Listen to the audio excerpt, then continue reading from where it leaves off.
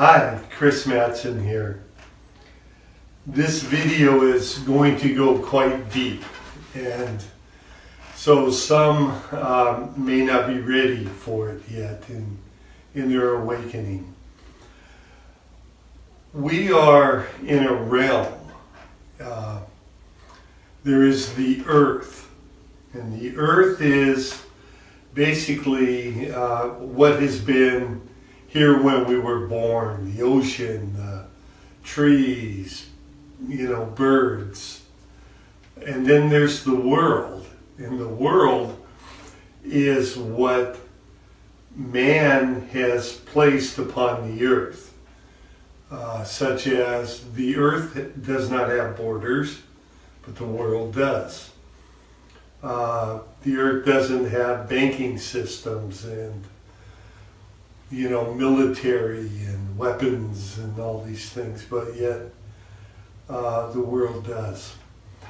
And now in the world, what has been created is things like authorities, controllers.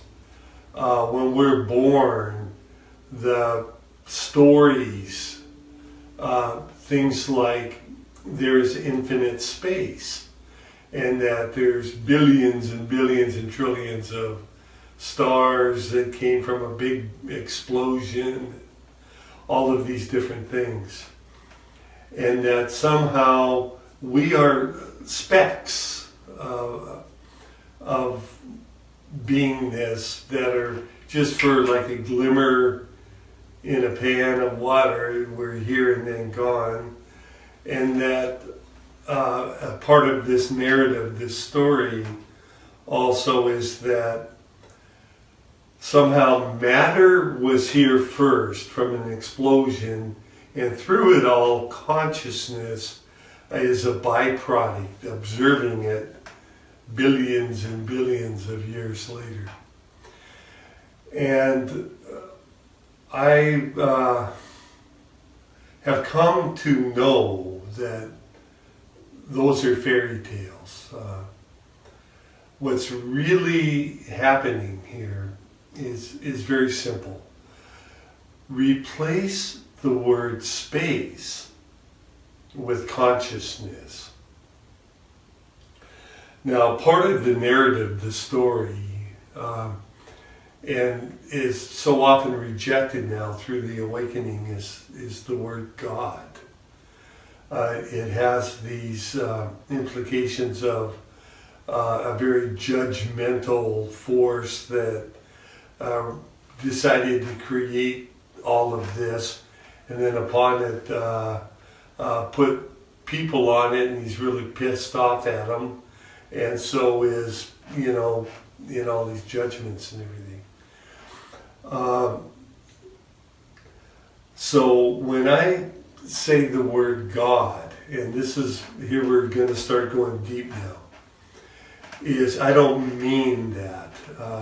As a matter of fact, anything that the mind can fathom or project or perceive is not this God. It would be what God is. As soon as I say anything after that, it limits. And so, it like the Tao says, the Tao that can be named is not the Tao. But yet, because you are this, you have ready access to knowing it, simply not with the mind, though. Characteristics of consciousness, of God, the source, the prime first cause, that which created the earth and all upon it, this design, the sun, the way the stars circle around the earth, all of it is within consciousness, the one consciousness. Characteristics, this is where it starts getting heavy, is that it is timeless. It does not depend upon time. Time is a construct within this realm that we use to measure the activities that are occurring. But notice it's always now. It's always now. Space doesn't exist. It's consciousness that exists. And space is what consciousness is projecting or creating in this realm. The best way for me to describe this is picture a dream you've had. So we'll just pretend in the dream you were flying. And so you were first at your front door, then you flew over to the neighbor's roof, then over to a telephone pole, and then you were somewhere in the middle of a street somewhere, and then back in your house. Now, all of that in the dream, there appeared to be space, and there appeared to be time. I've had dreams where it seems like, it's a whole day or something. Yet, when you wake up, you recognize that all of that dream was within your mind. There was no space. It was within your consciousness. And it's like that. The reality is that replace the word space with consciousness and time with activities occurring within the awareness. It then, the mind then says, well, I know there was yesterday. I know when I went to the store, I walked out the door, I went to the store, came back, and there was time involved in that. Well, first off, notice that it was always in the now. That these things happen, it's now. And so you're recalling it in the past and, things that have occurred. And so when I speak of God, the source, the prime first cause, all of the dreams, all of the activities, everything that from our perspective here seem to be occurring now, and that there is a past and a future, within the mind of source, it's already all happened. It's already happening now, and all that we think of as the future has already happened as well. I like to think of it as a DVD. You have the entire movie on the DVD, and so for the prime first cause, the source, the nameless one, the I am, Allah, God, the entirety of the DVD of all that is, was, shall be, on all dimensions, not just this one, all dimensions, has already happened, is happening, and not yet happened. So it's just like, that's the source. Now, of course, the mind can't wrap around this. But if we want to awaken, be self, meaning the I am realized, enlightened, meaning recognizing what light is. It's all, all of existence is coming from the source, and it is consciousness. This is so important to grasp this, because through this, it's the portal for the mind to be deprogrammed no longer under the control of the deceptions that have plagued mankind in the collective consciousness for a long, long time. This is this is the secrets that have been hidden from us at any cost for eons. This is what the controllers do not want you to know, because as soon as you do, their power is lost and you have been freed on this level. So there is the consciousness, and it's not in space. What we think of, quote unquote, as space is within the consciousness. And the same with time. The creator, the source, the prime first cause, the I am, the observer, is not within time. Time is within that, within this. And so a very beautiful and heavy truth comes, is things like when I was meditating today, as I have for many, many years, almost every day I go to shorelines and the forest and long hikes in nature, connecting. And within that, I'm recognizing more and more why we are so called into nature. Today, it was really being known by me that when I'm feeling the sun on my face, I am literally feeling the thoughts of God, the consciousness of God emanating out into beingness. Now, remember that the source, the consciousness, prime first cause, the nameless one, it does not require time or space or any dimensions. It doesn't require any activity whatsoever. It doesn't even require thought to be in its fullness. It's like how some great teachers and awakened ones of the past have spoken of.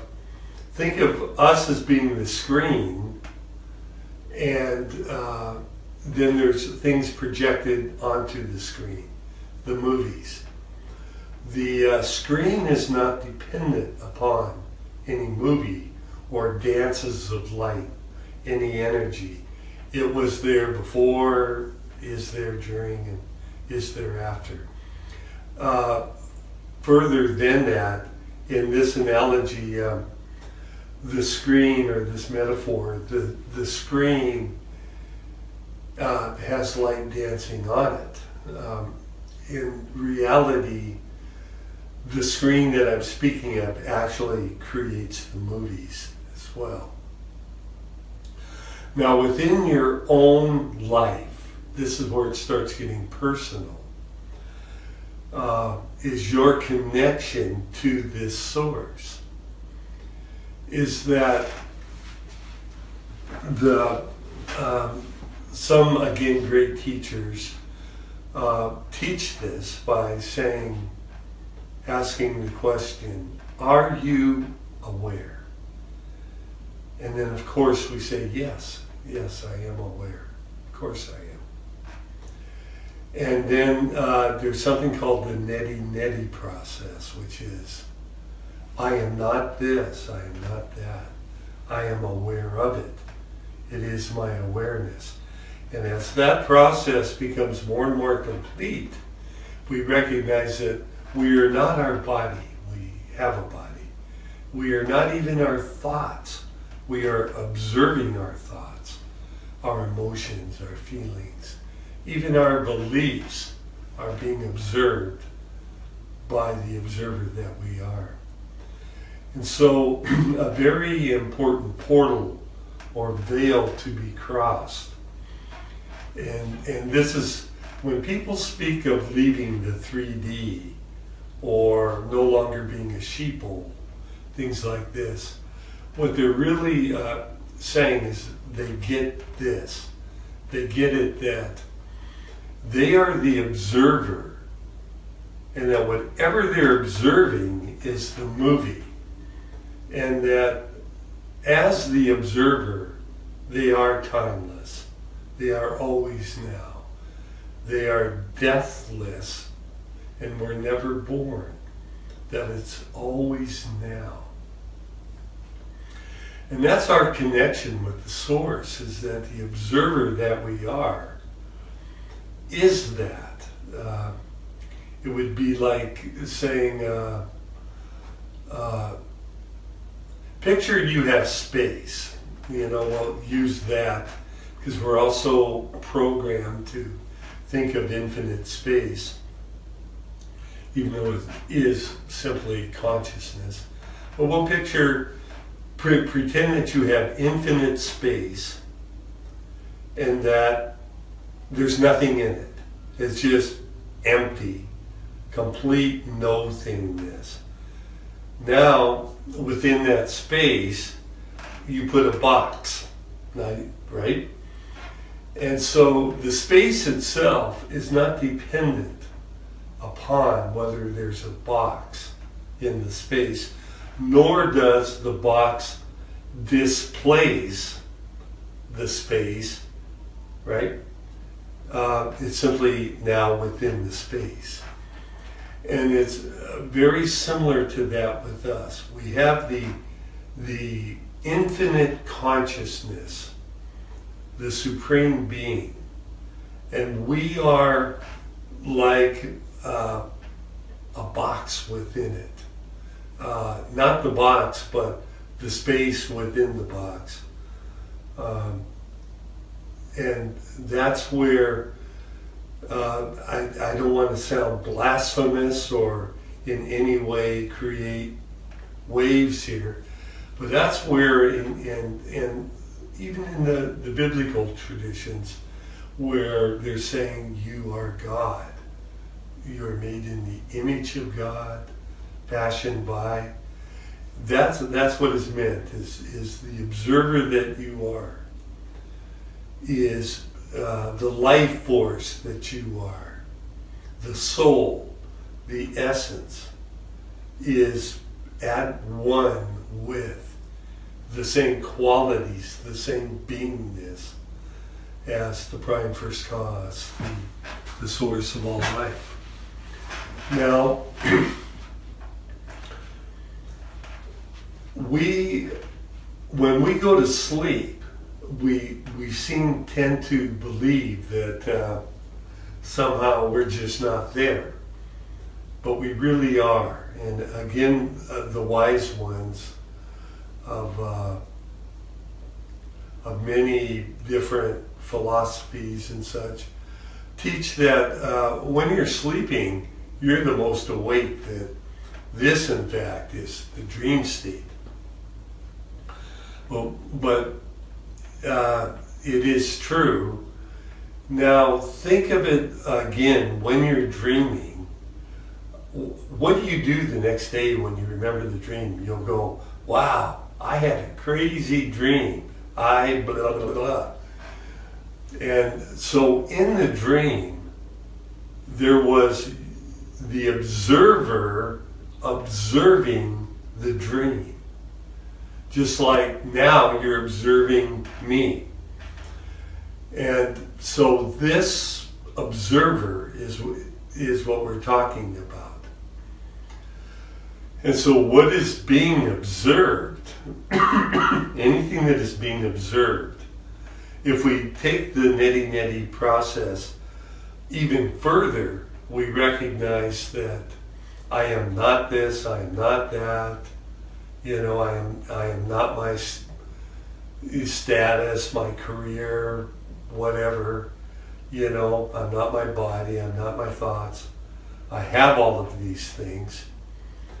And then if we dig into it further, we go, all of this that I say I am not, yet I am observing it, and it is within my consciousness. And so there is no out there. Now, the reason we are all sharing the experience of say, if like right now, I'm not downtown, but I'm sure there are people down there, and they're observing what I would observe if with my five senses and body temple I went down there. There's people at a theater here now watching a movie. And if I were at that theater, I would be watching it. There's people in Los Angeles right now doing their thing, And so what's going on as individuals observing, we are observing from different finite points within our body temples using the instruments of our body temple, the five senses.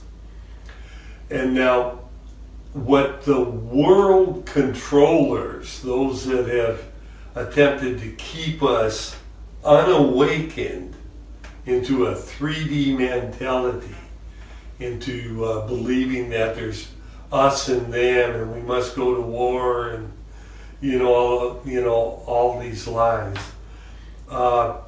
They want us to believe that we are the mind and that we are separated from each other and that there is us versus them. Whereas the reality is there's one consciousness. As much as we think of there's one space and we're all within that one space. To be in reality is to really say there's one consciousness and we're all within the one consciousness. And the observer that I am is the observer that you are.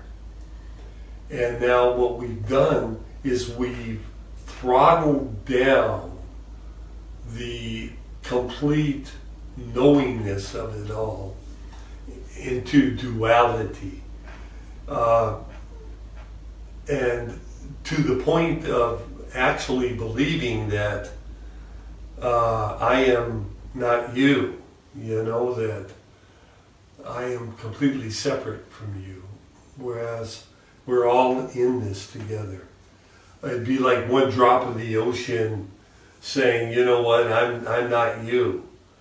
The reality is we are the same qualities and whatnot. And this is what it can be likened to, is I had a crystal, like a prism, and I held it up to the sun. And I could see reflecting on the rocks the colors of the rainbow. It was really trippy. It was bringing the pure light and dividing it into colors, into spectrums. And that's exactly what's going on here, is that the mind is like a prism taking the pure light, the soul, the essence, the absolute, and focusing it through the mind. And the mind is born on the earth, this pure consciousness, and then the mind is processing and believing all the stories that's being told about where it is, and I am this, and on and on. And so the mind has all these stories and experiences. And if it just stopped there, it would be moving in this ego separate from source. and believing all of this 3D realm stuff. But the reality is that we are the pure consciousness, the observer. And if you're still not quite sure about that, all you have to do is really ask yourself, what is there outside of my consciousness that I am observing? And if you're truthful with yourself, you can answer, the answer will be, I have never experienced anything outside of my observation. You know, there is nothing outside of it, outside of my consciousness. So the source, the prime first cause, the infinite, the nameless one, that it does not require time, space, dimensions, or anything else. What it has done and is doing is what we observe is within the consciousness of the I am. So when I feel the sun on my face, when I feel the wind, when I'm hugging a tree and its scent, when I'm tasting the beautiful blueberry, all of these things, when I'm looking at another being and actually seeing their soul, all of these things are experiencing the source, what it's bringing into form. And now that's the earth, and that's what I'm experiencing. What I'm also experiencing is the world. And in the world is we as expressions of the infinite one, the creator. As soon as it's visioning it, the supreme creator, out of no thing, nowhere, comes into being. And from that, where it comes into being, our first knowing of it is very similar to like in the Bible. It says, in the beginning was the Word, and the Word was God, and the Word was with God. And what the Word is vibration, is thought. So picture a complete still lake, and then a wave moves on it. There's energy. It's still just the lake, but there's movement. Within the ocean, as we know, there's tides and currents and movements and different temperatures and all this, but yet it is still, there's waves, but it's still the one ocean. It's still water, but there's all these things going on, right? And so from the consciousness comes these waves, and that's what we call light, is the movement of within the consciousness. And so when we speak of being enlightened, or the enlightened ones, is that recognition that all is God. All is God. And so that's why I was saying, like in meditation today, feeling the sun on my face, I was literally feeling the thoughts of God. And so all of that is emanating out as light. In a more dense form, we could say, if we wanted to talk more scientific, it's electromagnetic energy. It all comes, so you could say, from the pure stillness of the consciousness. The first propulsion out from that would be from the field of potentials entering into a potential. That potential is grabbed by light, which is movement, energy, which is then formed through the electromagnetic energy. And so when we speak of the world, now we as consciousness, using our minds, we can vision, and it immediately comes into being. Now, so in this moment, I will close my eyes and vision a pink elephant, and I see it in my mind, but yet it's not projecting physical in this room right away, thank God. And there's a reason for that.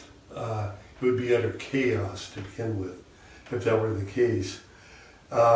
We are in a denser form here. And as we raise our vibration, our creative abilities into physical matter will happen more easy. But having said that, where we are at, we are in the world, and so people will ask things like, well, why is there suffering? Why is there borders, and why are there wars, and why is there disease? Why is God, quote unquote, allowing all this? And the answer is that we are allowing it. We, in the world, we, as the representatives in the image, as the observers, in the step-down energy forms, navigating in this realm, using body temples, we are the ones that are allowing it. Why are we allowing it? We've been duped, we've been lied to. There are certain energies separated from source. They want total control. They want this dimension. They proclaim this dimension as their property, and that we are intruders on it, that we are to be governed by them. They do it through manipulation, through deception, through lies. And that's another aspect of the awakening, and why they are so afraid of things like the message I'm teaching right now. This is the biggest threat of all, is for you to really get it. Because as you get it, you realize that you're not the victim, you are not the slave, that we do have unlimited resources on the earth. We have enough land for everyone. We have enough that if we get it together, we literally can have the Garden of Eden. We can recreate paradise right here, right now. And even in the growth to that, we can make it so that we have abundance for all. Such as right now, there's people trying to migrate to places like the States from Honduras. If the people in Honduras, they've got beautiful climate there, they've got rich land, and they've got plenty of it. They've got huge amounts of land. So they're not lacking in anything. It's the world there, the political system, that is keeping all these people down. And so they're trying to, leave it, right?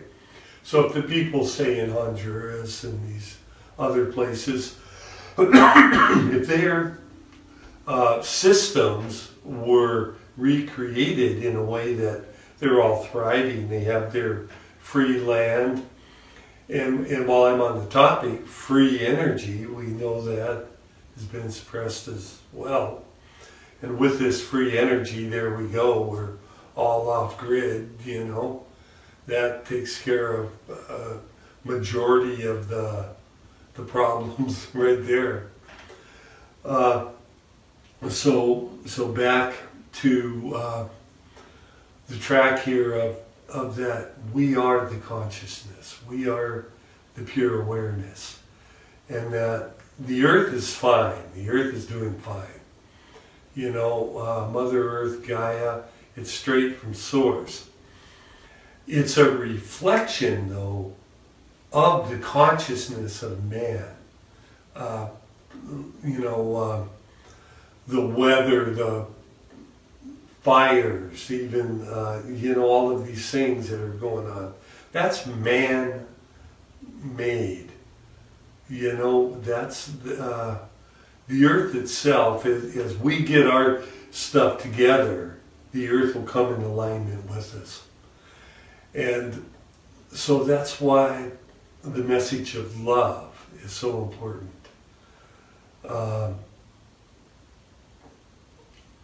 Love is the very heart, the soul of the consciousness. When we enter the stillness, the serenity, oneness comes with it, and the compassion, and a great love, a love for all comes about. And so it's the separation from source that is creating the suffering and creating so much damage, our lives. And so it's connection with source. And how we connect to source is by focusing our intention and our attention on reality. The reality that we are the observer. All that is being observed is within the consciousness. That the source is, you could say, the great observer. It's as a being with a mind, with limited senses and things, step down, so to speak, within a box, within the space. I know I am the space, but yet I also know I'm in a box. The person, the identity that is Chris Madsen, right? And so I worship, I adore, I vision with, I align with the great observer, the space, God, the I am, the prime first cause. But I don't do it in the way that a 3D person still in the matrix would, which is believing that I am separate from. I know I am at one with. And so, such as in the Bible, it will say, fear God. By that fear, it's like, oh my God, if I screw up, I don't fear God, because why would love fear love? I am love. I am awake. I have a walking relationship with my beloved. I don't fear my beloved.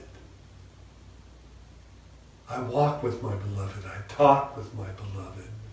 I commune with my beloved. I sing songs about my beloved, as my beloved does me. And that's why we have duality. That's why the absolute love has one requirement, and that is to love. And that's why love wants to love. Yes, it is one. Yes, it's loving itself. But it's loving its beloved at the same time. In the very same sense that I pray and I vision and I connect with my source. And my source is connecting with me. Just as much as a flame of the fire is connecting with the fire itself and is the fire. Just as much as a wave of the ocean is praying to, visioning, observing the ocean itself. And perhaps it doesn't even know it is the ocean. That's okay. Or one breath is what's giving my body temple life force. But yet, where do I separate where it is my breath and where it is the air itself? There is no division. And so, the Great Awakening that's going on now is this. The reason we're having so much political things going on, the reason there's debates now, flat earth and globe, questioning everything, is because as we awaken, we recognize that we are not just this mind, we're not what we are told we are, nor is the world what we were told we were. This is what it is. It's not matter first coming from a big explosion, and then as a byproduct, as neural nets of a brain come about, that somehow we start being conscious of things for a speck while our bodies are working. No, it's the opposite. We are the consciousness.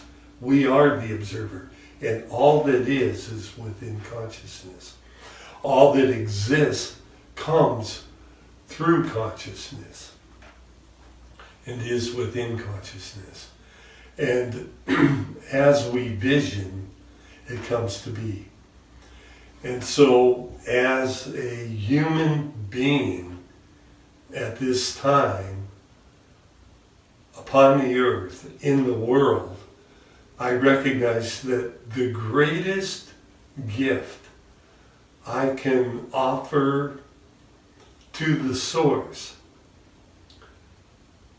is being a vessel of love, being a vessel that recognizes and is in full remembering of the Absolute and shares this like I am in this video. And as a career, being an artist, a musician, my music will reflect this. Whatever speech I give, when I'm talking in public, the way I carry myself will be representing the truth and representing the light that, and being now here, thoroughly enjoying the bliss of this moment. And whatever reactions and interactions I have with those around me, will be always within my consciousness. How can I touch your life? How can I bring you out of separation, if you know, to wherever degree we are, closer to the knowing, the remembering of who and what you really are. And in doing that, as we do that collectively, we're doing our part. We're restoring the golden age for the earth. And so as we navigate through the 3D realm, recognize that you're not alone, and that you're not powerless. You have the power of the infinite source through your creative abilities, and simply always returning to source. The question to ask at all times when you're not sure is simply, what would love do now? Thank you. Know you are loved, and that everything is just fine because love is in control. Namaste.